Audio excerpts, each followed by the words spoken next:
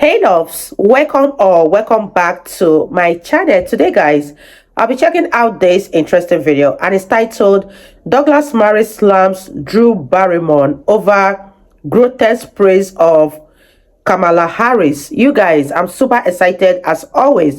If you're yet to subscribe to this channel, please consider subscribing. Give this video a massive thumbs up, comment, share, and all that good stuff. And without much ado, let's see what this video is all about. Joining me now is author of international bestsellers, including his latest, The War on the West, Douglas Murray. Douglas, let's start with this bit of fun featuring US Vice President Kamala Harris and Hollywood actress turned TV host Drew Barrymore. Been thinking that we really all need a tremendous hug in the world right now. But in our country, we need you to be Mamala of the country. Your response, please. God, it's grotesque, isn't it? America doesn't need a mom. It doesn't need a mom figure. Wow. It needs an effective president and vice president. Kamala Harris has been tasked whilst in office with a number of very important roles, such as securing the southern border, and that would secure American moms across the country. She wasn't able to do that. And so now we have this kind of mouthwash from the Democrat supporters in the celebrity class who pretend that actually Kamala Harris, who can't do the jobs that she was assigned to do, will do a job that nobody could perform and nobody should perform. Well, it is the most cringy bit of footage I think I have seen all year. And very cringy. Unfortunately, I see a lot of cringe footage, so that tells you something. Now, let's get to more serious stuff. You wrote a superb piece on the war on our civilization. You note that ours is possibly the first civilization in history that is taught to despise everything that is ours and venerate anything that is not. Tell me what the BBC have done. What have they done in this regard? Well, Kenneth Clark, Lord Clark, did this extraordinary series, many viewers will know, in the 1960s called Civilization. It's a 12-part series, and astonishing. It's called Civilization, A Personal View.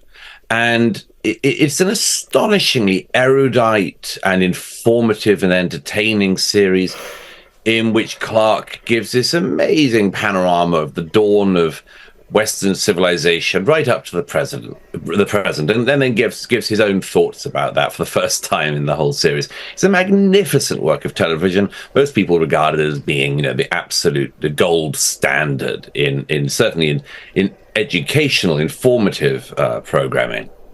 It's being reissued at the moment, and the BBC's done a couple of things. One is it's given effectively trigger warnings, saying that the series betrays attitudes that are of its time, and which is such a banal thing to say. I mean, everything has the attitudes of its time to some extent. What's the point of saying it?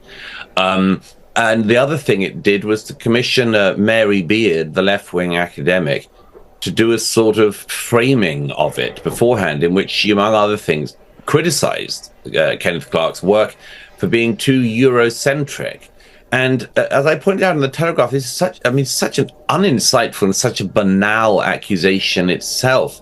Of course, somebody from Britain or Europe is likely, first of all, to look at the world through the eyes that they have. I mean, it'd be very strange if Kenneth Clark had done a series called Civilization, which was centered on looking at Chinese culture through the eyes of a Korean. Yeah.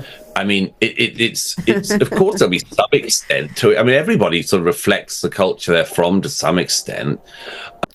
Wow, you guys, what are your thoughts on that clip from Drew Barrymore's show? Do you think she was playing mother to Kamala Harris, and does the American people even need something like that? And I love how Douglas Murray described the whole situation because it was truly grotesque, very, very cringe. And let me know what you guys think about this in the comment section down below. And let's wrap this video up, you guys. But of course, it's not just that. It's the accusation that anything Europe-centric, Eurocentric, Western-centric is somehow especially bigoted. And as if we'd be better off if we all looked at the world through African eyes or something like that. And of course, it's to forget the fact that one of the remarkable things that Kenneth Clark shows in his series is the way in which Western civilization not just succeeded, but why it succeeded and how it did so, you know, by the skin of our teeth. That's a great as he question. says in one episode. None of it is simply sort of resting on laurels or anything like this. You know, I mean, it just shows such a fantastically inane desire, as I said in that piece once again, to always celebrate something if it's not ours. But if it's ours, you have to denigrate. You know, if it's Western civilization, you've got to do it down. You know, celebrate the great mosques, don't celebrate the great cathedrals, and so on.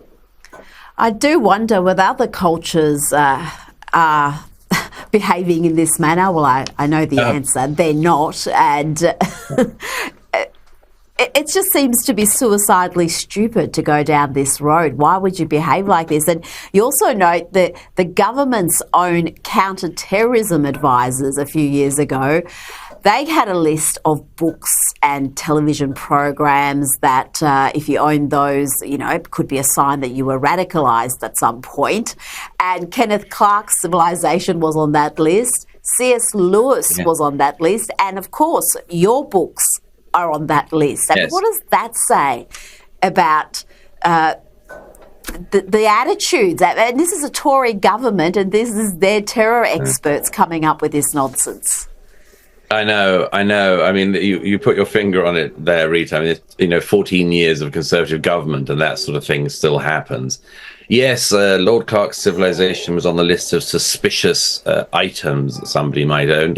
I was very proud to be on the list along with Kenneth Clark, C.S. Lewis, A.R.R. Tolkien. I think it was, as so often, the banned list was the only list you'd want to be on. But I mean, no, but I mean, it's serious because it is a reminder of this fact that some of these sort of so-called radicalization and counterterrorism sort of experts have drawn a line around our civilization, which is far, far too close in to the heart of the civilization. I mean, if you want to designate somebody a potential Islamic extremist, you better have all your ducks in the row. You better have all of your evidence to hand, and so on. But if you just want to say somebody is a sort of nationalist extremist or something like that, all they got to do is to like have some of the great works, which I'm excluding mine, but I mean some of the great works of literature in the canon. Tolkien, C.S. Lewis, Kenneth Clark.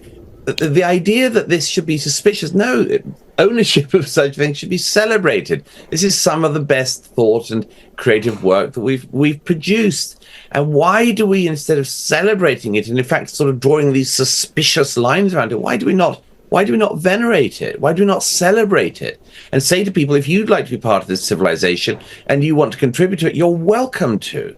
It's not just for one group of people, it's for everybody.